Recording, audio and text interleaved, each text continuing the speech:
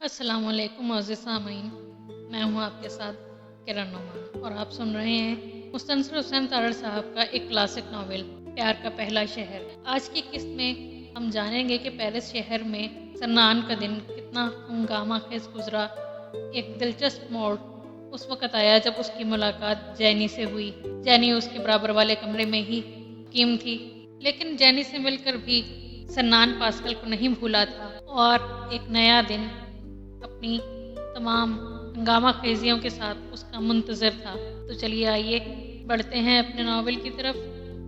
इससे पहले अगर आपने मेरा चैनल सब्सक्राइब नहीं किया तो प्लीज़ सब्सक्राइब कर लीजिए और साथ ही बेल आइकन को भी प्रेस कर दीजिए ताकि नई आने वाले एक साथ नए अफसाने और कहानियाँ आप तक जल्द पहुँचती रहें।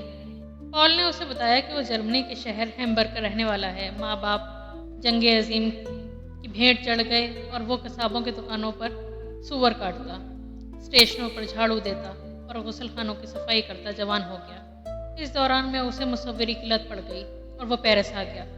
यहाँ वो पिछले कई बरसों से मुकीम था। आमदन ना होने के बराबर थी। तो फिर गुजारा कैसे होता है? सन्नान ने पूछा। नहीं होता, पॉल ने सर हिलाया।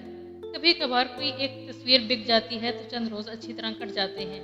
किसी नेक दिल और फन परस्त खातून से तारुफ हो जाए तो कुछ अरसा हर शाम वहाँ कम अज़ कम खाने के लिए कुछ न कुछ मिल जाता है और मुझे वहाँ सिर्फ मुसव्वरी के बारे में गुफ्तगू करनी पड़ती है।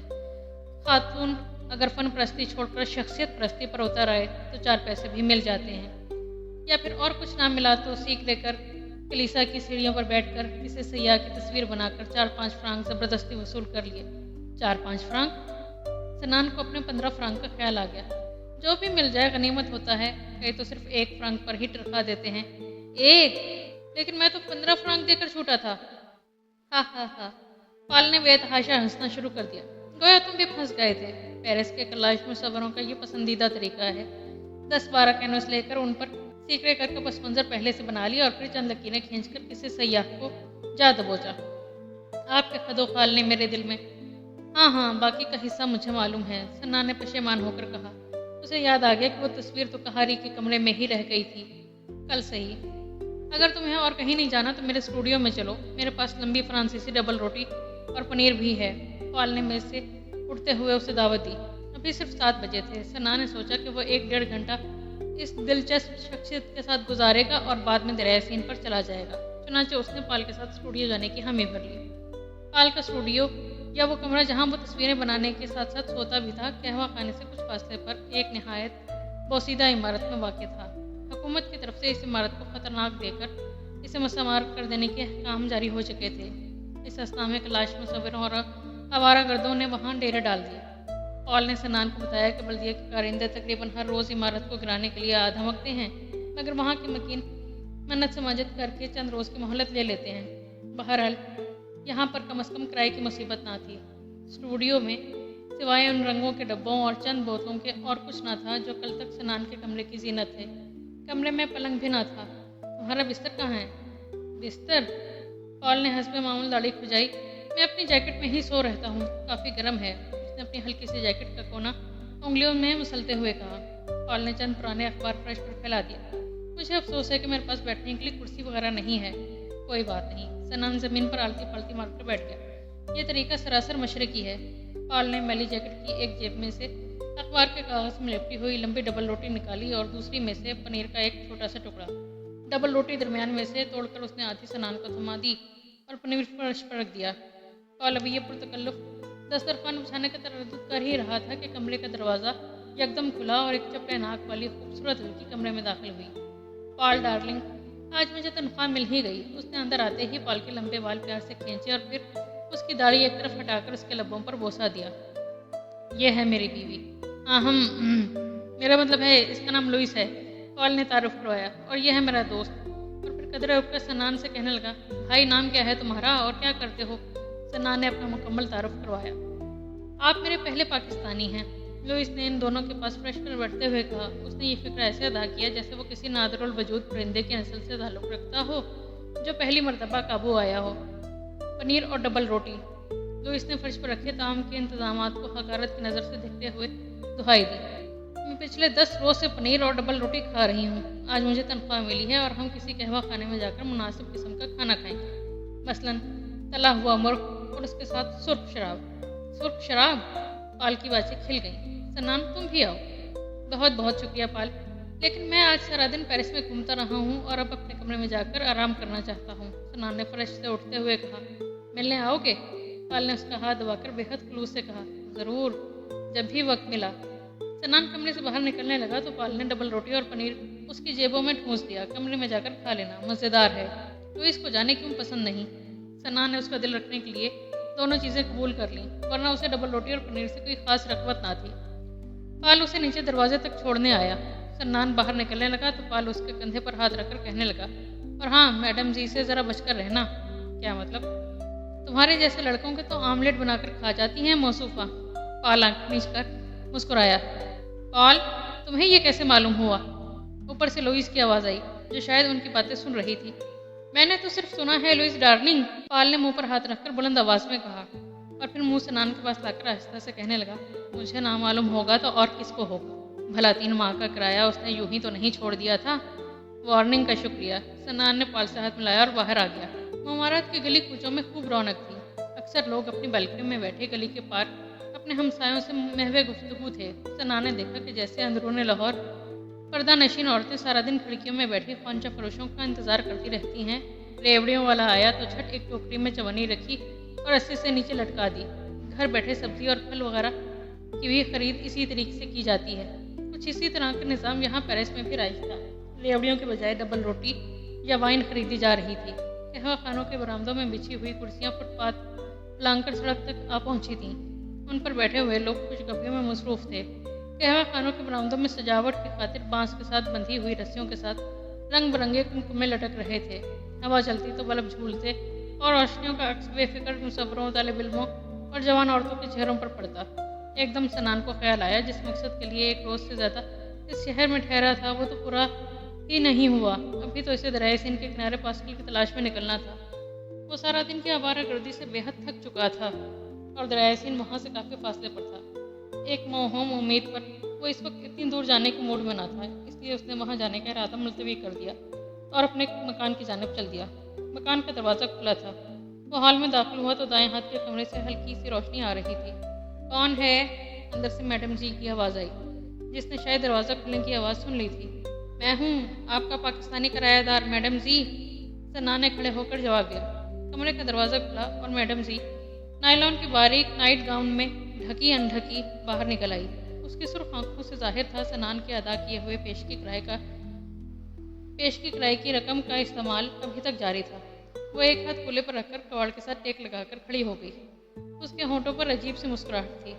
शब बखैर, सना ने जल्दी से कहा और सीढ़ियों की तरफ बढ़ा। इतनी जल्दी भी क्या है?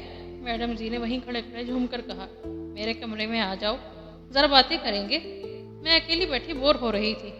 अध खुले किवाड़ से तपाई पर रखी शराब की गदली सब्ज बोतल और एक गिलास नजर आ रहा था। शुक्रिया, लेकिन मैं बेहद थक चुका हूँ, अब आराम करना पसंद करूँगा। मेरे कमरे में भी बेआरामी तो नहीं होगी? मैडम जी ने शरारत भरे लहजे में कहा।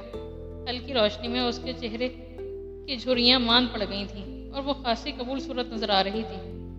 दरअसल मैंने अभी तक शाम का खाना भी नहीं खाया। और ये सनान ने जैकेट की जेब में ठूंसी हुई डबल रोटी की तरफ इशारा किया। पनीर के साथ खाऊंगा। डबल रोटी और पनीर भी कोई खाने की चीज़ है? तुम अंदर कमरे में आ जाओ, मैं तुम्हें आमलेट बना कर दूंगी, बिल्कुल मुफ्त। आमलेट? सनान घबरा गया। उसे पाल की वार्निंग याद आ गई। तुम्हारे जैसे लड़कों का तो वो आमलेट बनाकर। जी बिल्कुल नहीं, नहीं, मेरा मतलब है बहुत बहुत शुक्रिया। मुझे डबल रोटी और पनीर पॉल ने दिया था। वो बदमाश तुम्हें कहाँ मिल गया? मैडम जी ने गुस्से से कहा। और फिर किसी पुरानी याद ने उसे मुस्कुराने पर मजबूर कर दिया। पॉल अच्छा लड़का था, तुम्हारी तरह नाना की किरदार नहीं करता था, मान जाता था। उसने हसरत आमेज लहजे में कहा और फिर आंखें बंद करके गुनगुनाने लगी। सना ने यह मौका गनीमत जाना और जल्दी से सीढ़ियों पर चढ़ने लगा। अपने कमरे के दरवाजे के पास जाकर उसने मुड़कर देखा तो मैडम जी वहीं दरवाजे के साथ टेक लगाए आंखें बंद किए मुस्कुराई चली जा रही थी। कमरे में दाखिल होने से कबल उसकी निगाहें गैर इरादी तौर पर साथ वाले कमरे के दरवाजे पर उठ गईं। वहाँ बिल्कुल खामोशी थी। सनान अपने कमरे में आया और कपड़े बदलकर बिस्तर पर बैठ गया। पाल की दी हुई डबल रोटी तो मज़ेदार थी, अलबत्ता पनीर में से एक जर्द कीड़ा बरामद हुआ। सोने से पहले उसने नल से जी भर कर पानी पिया और बिस्तर पर लेट गया। पेरिस में उसका पहला दिन बेहद हंगामा खेज गुजरा था। बेशुमार दिलचस्प लोगों से वास्ता पड़ा और उस मशहूर ज़माने शहर के कई रूप नज़रों के सामने आए। ये मैडम जी भी खूब हैं, वो दिल ही दिल में मुस्कुरा गया। बेचारी। इतने में सनान के दरवाजे पर आहिस्ते से दस्तक हुई। कौन है? सनान ने लेटे लेटे जोर से पुकारा। कोई जवाब ना आया। थोड़ी देर बाद फिर दस्तक हुई। सन्नान जो बड़े मज़े से सफरी रजाई में लिपटा हुआ था, बड़बड़ाता हुआ उठ खड़ा हुआ।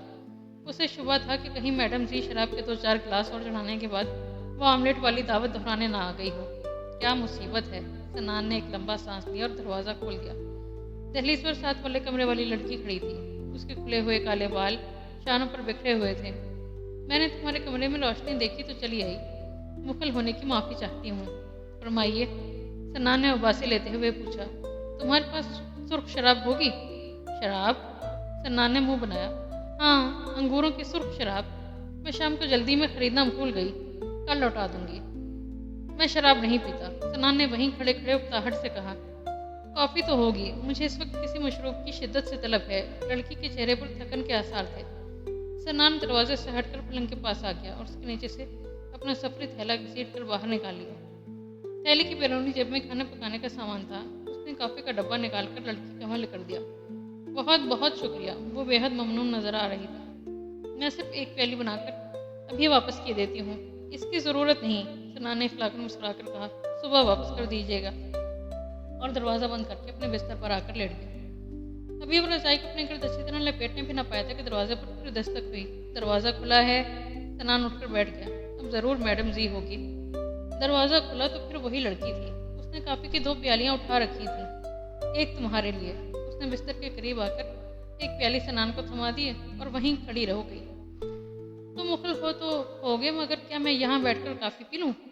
मैं अपने कमरे में अकेली बोर हो रही थी और ये रहा तुम्हारा कॉफ़ी का डब्बा। यूँ मालूम होता था जैसे इस घर में औरतों की अक्सरियत अपने कमरों में बैठी बोर हो रही थी। पहले मैडम जी और अब ये मोहतरमा। हाँ हाँ ज़रूर। सन्नान रज़ाई में से निकलकर बिस्तर के सिरे पर बैठ गया। कमरे में तो कुर्सी है नहीं, आप पलंग पर ही बैठ जाएं। शुक्रिया, लड़की ने पलंग पर बैठते हुए कहा।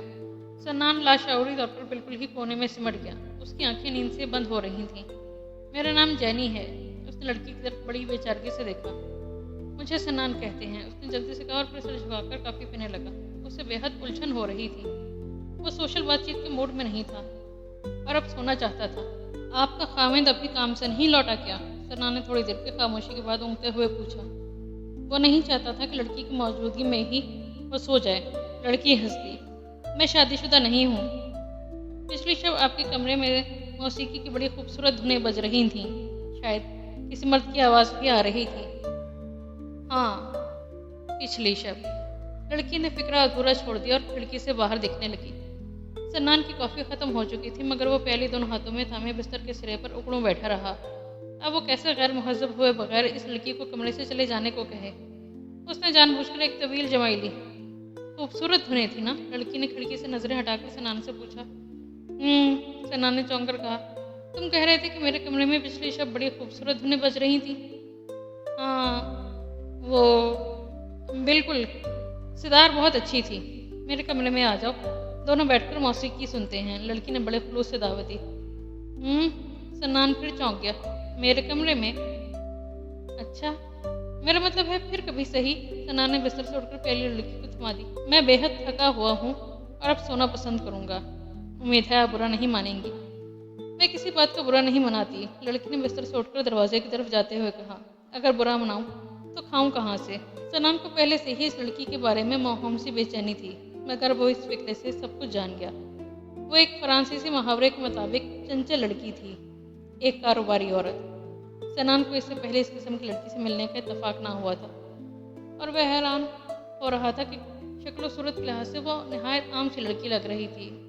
उसने उसके लिए अपने दिल में हमदर्दी सी महसूस की। एक चंचल लड़की होते हुए भी उसकी बातों में बेपनाह खलूस और चेहरे पर मासूमियत थी। इस मैडम से कहीं ज़्यादा, जो शराफत का लबादा ओढ़े हुए भी शायद उस लड़की से ज़्यादा घिनौने किरदार की मालिक थी।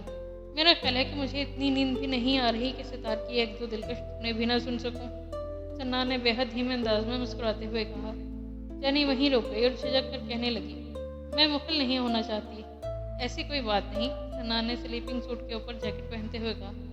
कॉफ़ी पीने से नींद बिल्कुल गायब हो गई है। मैं सितार की धुनें ज़रूर सुनना पसंद करूँगा। जैनी का कमरा सनान से कहीं बेहतर था। खिड़की पर लैस के बारीक पर्दों को मखमल के भारी पर्दों ने ढक रखा था। कोने में बड़ा वसी पलंग अपने मुताबिक गद्दों और शनील की रजाई की वजह से बेहद आरामदाह दिखाई दे रहा था। पलंग के चारों तरफ सफ़ेद लेस के पर्दे झूल रहे थे। एक कोने में एक बड़ी ड्रेसिंग टेबल पर दुनिया जहान का मेकअप का सामान बिखरा पड़ा था। फर्श पर एक पुराना कालीन था और उस पर एक आरामदाह और नर्म सोफा सेट। कमरे की मुख्तलिफ खुशबुओं में खुराक की भी खुशबू थी, जिससे जाहिर होता था कि वो अपना खाना पकाना भी वहीं करती है। खिड़की के साथ तपाई पर शराब की एक खाली बोतल और 2 गिलास भरे थे। उनके पीछे एक बेहद खूबसूरत गुड़िया पड़ी थी। गुड़िया के लबों पर लिपस्टिक लगी थी। जैनी ने कमरे में दाखिल होते ही बिस्तर की शिकनें दुरुस्त की, खिड़की का पर्दा आगे खींच दिया और फिर भारी सोफे पर रखे गद्दे को थपथपाकर वहीं वापस रखते हुए कहने लगी, मेरा कमरा ज़्यादा आरामदाह नहीं, प्लीज़ बैठिए। सनान सोफे पर बैठ गया। जाने की वो बेहद नर्वस महसूस कर रही थी। यूँ लगता था जैसे उसके यहाँ इससे पहले कभी कोई मेहमान ना आया हो। बड़ा अच्छा कमरा है, सनान ने कमरे का जायजा लेते हुए खुश अखलाकी से कहा। जैनी बड़ी बेचैनी से इधर उधर देख रही थी, जैसे वो कमरे की सजावट से मुतमईन ना हो। आरामदाह भी है, सनान ने फिर कहा। मेरी आमदनी से बेहतर कमरे में रहने की इजाज़त नहीं देती, बस गुजारा है, जैनी ने वहीं खड़े खड़े कहा और मुस्कुराने लगी। ओह, उसने एकदम मुंह पर यूं हथेली जमा दी जैसे कोई हादसा हो गया हो। मुझे अफसोस है कि मैं तुम्हें कोई मशरूब पेश नहीं कर सकती। और फिर कदरे पशेमान होकर कहने लगी, तुम कहो तो तुम्हारे कमरे से वो कॉफ़ी का डब्बा उठा लाऊं और तुम्हें कॉफ़ी बना दूं।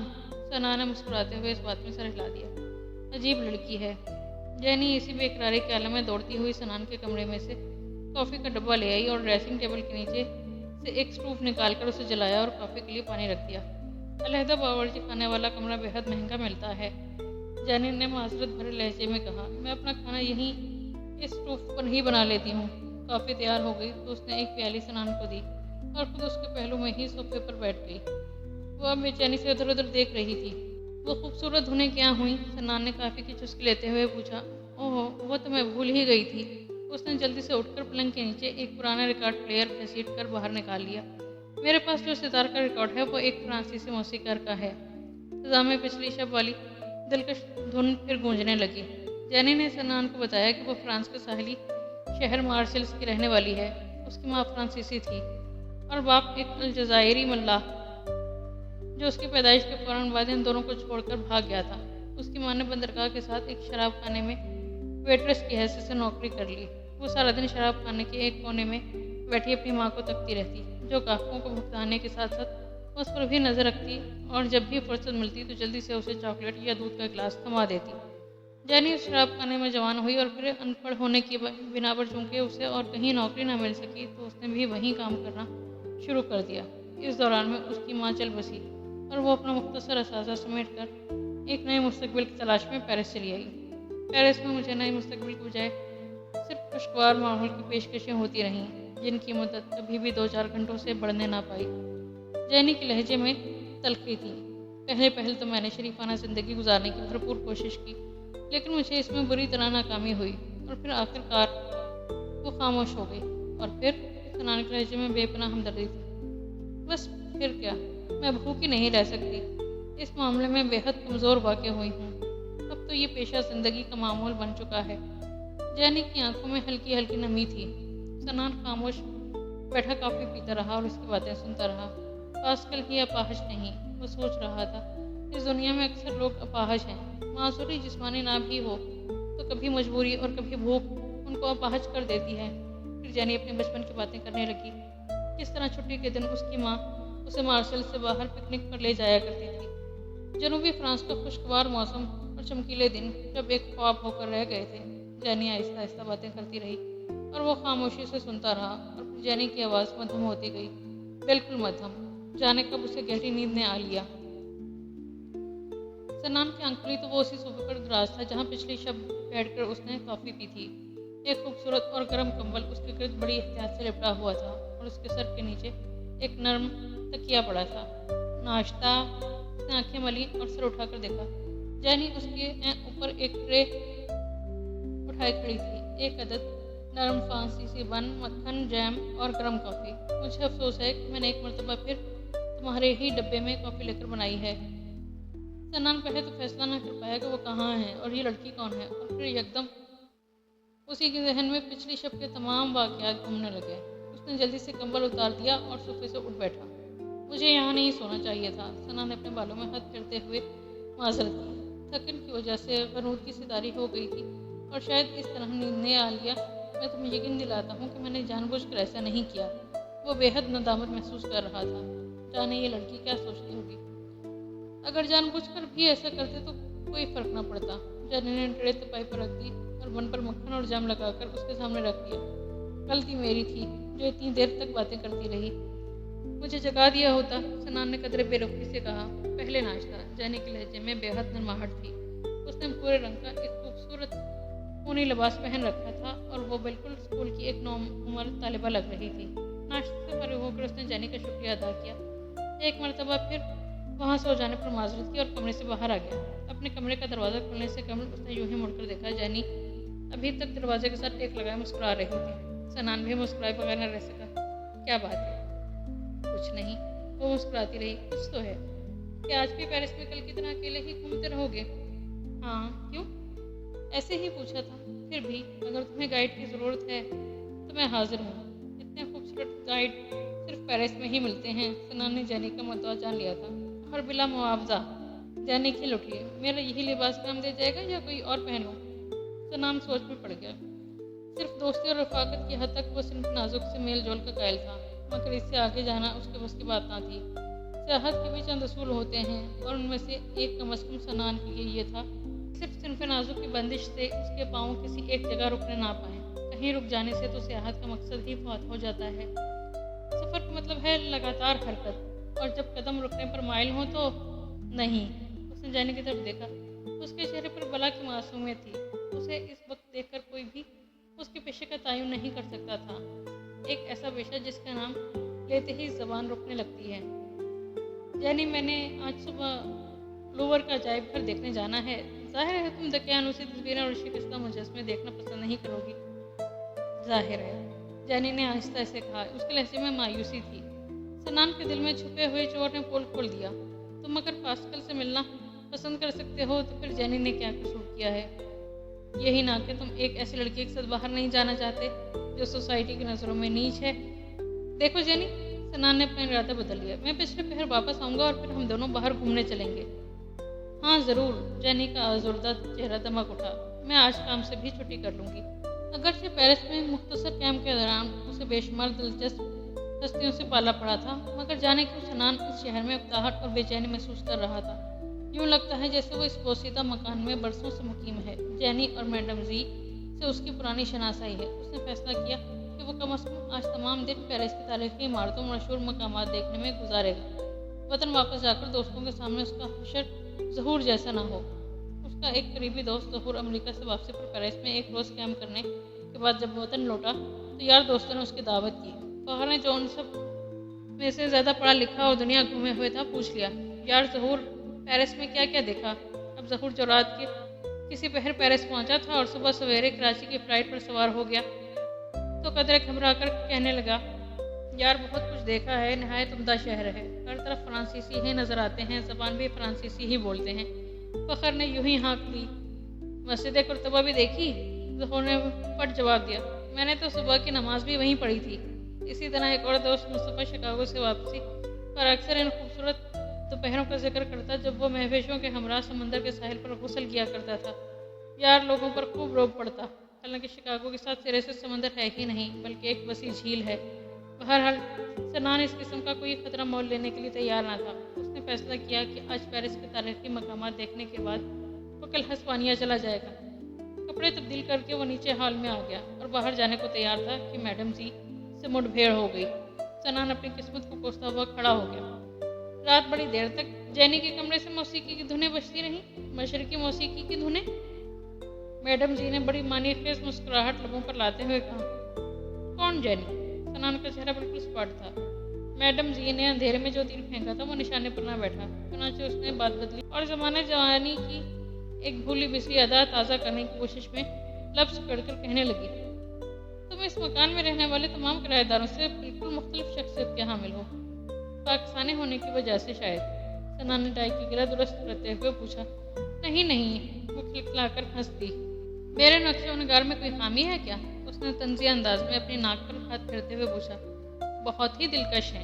मैडम जी ने अपनी चपटी नाक से कड़ी। फिर सनान के चेहरे पर बेजारी थी। तुम 2 रोज से यहाँ मुकीम हो। कल सुबह सवेरे उठकर शहर चले गए और फिर सरे शाम वापस आकर सो रहे। आज भी इतनी सवेर तैयार होकर बाहर जा रहे हो।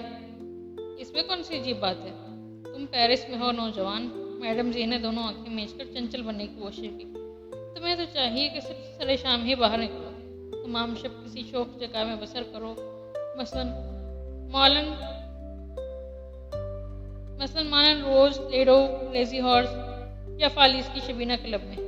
और फिर सुबह सवेरे एक छोटी सी मोटी सी औरत बगल में दाबे अपने कमरे में लौट आओ। छोटी सी मोटी सी औरत की इस्लाह गालिबन फ्रांसीसी मुस्तार ले गई थी।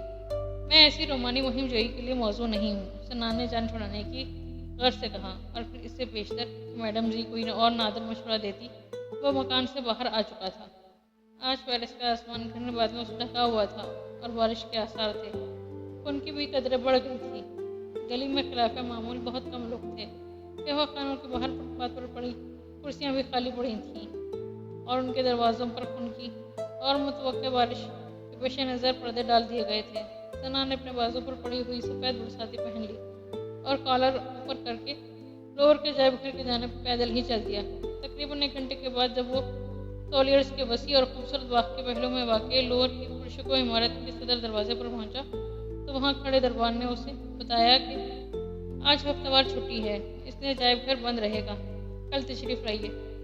वाकई अंग्रेज फ्रांसीसियों के बारे में दुरुस्त कहते हैं, सना ने मायूस होकर सोचा। इन मेंढकों जैसा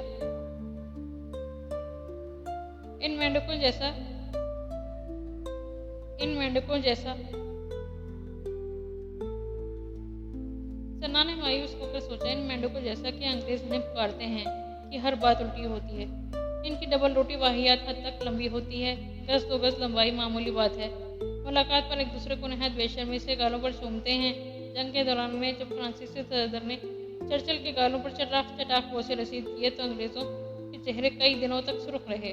जिनसी इख्तलात का जिक्र करते हुए जरा भर नहीं शर्माते। खाने के मामले में भी बेहद खुश खुराक वाकिफ हुए हैं।